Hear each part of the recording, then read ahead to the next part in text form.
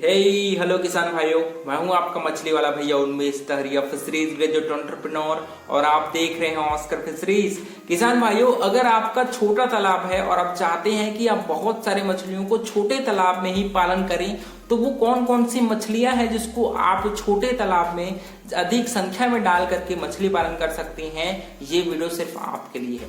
देखिए, जब हमारे पास तालाब थोड़ा छोटा होता है तो हम कोशिश करते हैं कि हम लोग अलग एक लेयर में रहने वाली मछलियों का पालन करें ताकि छोटे क्षेत्रफल में भी ज्यादा मछलियों का आप उत्पादन कर पाए। तो मैं आज 3 मछलियों को एक साथ पालन करने के बारे में आपसे डिस्कस करूंगा। सबसे पहले अपर लेयर मछली कतला, और बीच में रहने वाली आपकी ग्रास कार्प और नीचे में रहने वाली आपकी अमूर कार्प मछली के बारे में हम लोग डिस्कस करेंगे। देखिए, कतला मछली क्या होता है, प्लैंकटन पर बहुत अच्छे से ग्रोथ करती है। वही ग्रास कार्प मछली को आप कोई भी घास फूस या फिर आपकी अलग से पत्ता, केले का पत्ता, आपकी पत्ता गोभी, इन सभी को भी अगर काट के अगर आप तालाब में डालेंगे तो ग्रास कार्प मछली तैयार हो जाती है। वहीं अमूर कार्प की बात करें तो ये मछली तालाब के निचले हिस्से में रहती है और सड़ी गली जो भी फल फ्रूट, आपके पत्ते, जो भी बचा खुचा खाना है उसको अच्छे से खा करके आपके तालाब की साफ सफाई में अमूर कार्प पालन हो जाता है। तो इस वजह से ये तीनों मछलियों को पालन करना बहुत ही आसान है। अलग से आपको कंपनी वाले फीड खिलाना अगर नहीं चाहते तो कोई दिक्कत नहीं है, लेकिन आपको तालाब में खाना जरूर डालना पड़ेगा। भले ही कंपनी वाला फीड ना हो करके आप फार्म मेड फीड तालाब में डालिए। देखिए, इन तीनों मछलियों को आपके तैयारी के लिए लगभग आधा एकड़ से 1 एकड़ तक लगभग 44,000 स्क्वायर फीट, मिनिमम कम से कम 30,000 स्क्वायर फीट का भी अगर आपका एरिया है तो आसानी से इन मछलियों का पालन हो सकता है।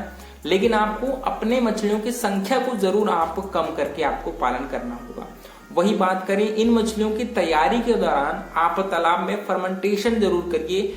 बच्चा डालने से पहले जो तालाब की तैयारी होती है वहां पर हम लोग गोबर वगैरह को सड़ा करके ऑर्गेनिक और इनऑर्गेनिक फर्टिलाइजेशन करके तालाब की तैयारी करते हैं ताकि तालाब में प्राकृतिक भोजन अच्छी मात्रा में बन जाए। और क्योंकि ये सारी मछलियां प्लैंकटन खा करके भी जिंदा रहती हैं, अगर आप बहुत कम खर्चे में मछली पालन करना चाहते हैं तो आप इसको कंपनी वाला खाना ना खिला करके फर्मेंटेशन बेस्ड फार्मिंग पर भी इन मछलियों का ग्रोथ हो सकता है। वहीं तालाब की तैयारी के दौरान आप गोबर, इनऑर्गेनिक फर्टिलाइजर के रूप में DAP, single super phosphate, urea, इन सभी को आप एक साथ मिला करके गड्ढे में सड़ाइए और अपने तालाब में फिर इसको डालिए। तालाब में डालने के 1 हफ्तों के बाद आपके तालाब का पानी का कलर है दोस्तों, वो हरा कलर में थोड़ा सा दिखना शुरू हो जाएगा। इसका मतलब ये है कि आप अपने तालाब में अब अपने बच्चों को छोड़ सकते हैं। अब यहाँ पर सबसे बड़ा सवाल ये आता है कि कितने मछली हम लोग अपने 1 एकड़ के तालाब में छोड़ सकते हैं। देखिए, हम लोगों ने 3 मछलियों के बारे में बात किया। अपर लेयर में कतला पालेंगे, मिडिल लेयर में आपकी ग्रास कार्प पालेंगे और निचले हिस्से में आपके अमूर कार्प को पालेंगे। अगर बात करें कतला मछली की तो आपको पर एकड़ अगर 10 ग्राम के बच्चे डालते हैं तो आप 2000 बच्चे डालिए कतला के। वहीं अगर बात करें आपके ग्रास कार्प की तो आपको 1500 बच्चे डालने हैं ग्रास कार्प की, और अमूर कार्प के बच्चे डालने हैं आपको 1500। टोटल 5000 बच्चे पर एकड़ के हिसाब से हम लोग अपने तालाब में स्टॉक करेंगे। वहीं अगर आप एडवांस फिंगरलिंग बच्चे डालते हो, मान लीजिए आपको 50 ग्राम के बच्चे डाल रहे हो, तो उसमें आपको संख्या को जस्ट आपको मान लीजिए हम लोगों ने कतला मछली के बारे में बात किया, तो अगर आप 50 ग्राम के बच्चे डालते हो तो आप 1500 पीस डालिए। ग्रास कार्प के अगर आप बच्चे डालते हो तो लगभग 700 से 800 बच्चे डालिए। वहीं अमूर कार्प के भी आप 700 से 800 बच्चे डालिए, ताकि देखिए बड़ा बच्चा डालने के फायदे ज्यादा हैं क्योंकि इसकी मोर्टेलिटी नहीं होती और आपकी मछलियां कम समय में तैयार भी हो जाती हैं। तो मैं तो यही सलाह देता हूं अपने किसान भाइयों की कि जितने बड़े साइज के बच्चे डाल पाएंगे उतना ज्यादा आपको मछली को तैयार करने में आसानी होगी। आपका कल्चर पीरियड शॉर्ट हो जाएगा और आप साल में लगभग 2 फसल भी मछलियों का निकाल सकते हैं। तो इसी वजह से एडवांस फिंगरलिंग बच्चे आपको तालाब में छोड़ने चाहिए। वही बात करें दोस्तों इन मछलियों के खाने की, तो खाने की वेराइटी बहुत सारे हैं। सबसे पहली, अगर आप कंपनी वाला खाना खिलाना चाहते हैं तो आप 28% प्रोटीन वाली फीड अपने मछलियों को खिला सकते हैं। आसानी से ये मछलियां ब्रॉडकास्टिंग करिए और थोड़ी मात्रा में आप मछलियों को बैग फीडिंग भी कराइए। मान लीजिए आप दिन में 5 किलो खाना खिलाते हैं तो 2.5 किलो को आप ब्रॉडकास्टिंग के थ्रू आप फेंक करके मछली को खिलाइए और 2.5 किलो को आपको बैग में लटका करके उसमें छेद करके मछलियों को खिलाना चाहिए। वहीं अगर दोस्तों अगर आप इन मछलियों का खाना फार्म पर ही तैयार करना चाहती हैं तो उसके लिए मैं आपको 3-4 ऑप्शन देता हूँ। पहला तो आपका सरसों की खली हो गया, दूसरा आपकी राइस ब्रांड हो गया। अगर खली नहीं है तो उसकी जगह आप मूंगफली की खली यूज कर सकते हैं, बादाम की खली यूज कर सकते हैं, सूर्यमुखी की जो खली होती है उसका यूज कर सकते हैं। वहीं अगर राइस ब्रांड की बात करें तो इसकी जगह आप धान का जो चोकर होता है उसका प्रयोग कर सकते हैं, आप आटे का प्रयोग कर सकते हैं, आप मक्के का आटे का प्रयोग कर सकते हैं। ये सभी चीजें कार्बोहाइड्रेट का अच्छी सोर्स होती हैं। तो देखिए अलग से आप कंपनी वाला खाना ना खिला करके अपने एग्रीकल्चर बाय प्रोडक्ट्स जो होते हैं इन दोनों को आप मिला करके भी आप खाना के लिए इसके लिए तैयार कर सकते हैं। लेकिन खाने में आप दोस्तों थोड़ी मात्रा में नमक का प्रयोग करिए, नमक नहीं है तो उसमें थोड़ी मात्रा में आप प्रोबायोटिक का प्रयोग करिए खाने में, जो फीड प्रोबायोटिक होता है। क्योंकि अगर आप अलग से थोड़ी मात्रा में प्रोबायोटिक्स या फिर नमक डालते हैं तो वो मछलियों की पाचन शक्ति को बढ़ाता है, जिससे मछलियां जल्दी तैयार होती हैं और उनका जो रोग प्रतिरोधक क्षमता है दोस्तों वो भी अच्छे से स्ट्रांग होती है, जिससे मछलियों में बीमारियां नहीं लगती।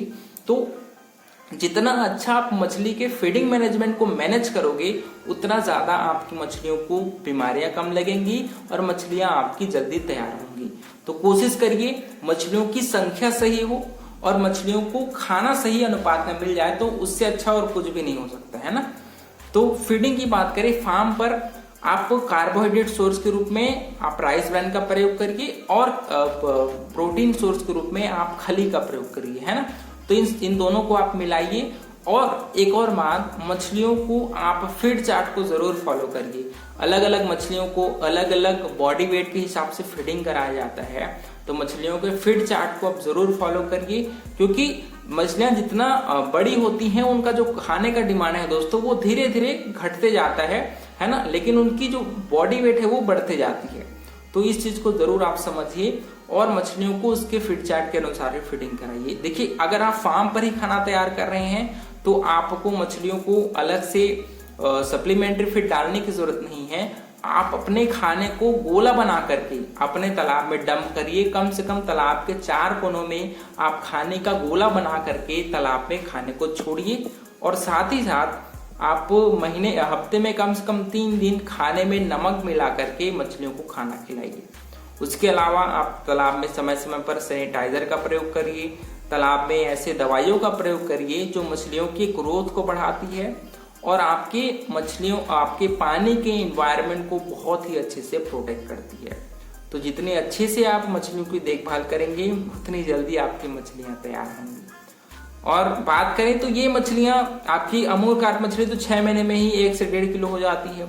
ग्रास कार्प भी आपकी 6 महीने में 1 किलो आसानी से हो जाती है। कतला मछली को लगभग 6 से 8 महीने लगती है 1 किलो होने में।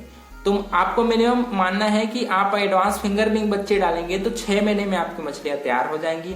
10 ग्राम के बच्चे डालेंगे दोस्तों तो ये मछली 8 महीने में सभी मछलियां तैयार हो जाएंगी। तो ये आपके ऊपर है कि कौन साइज की मछलियां आप तालाब में छोड़ते हो। जितना बड़े मछली डालेंगे उतना जल्दी आपका मछली है वो तैयार हो जाएगी।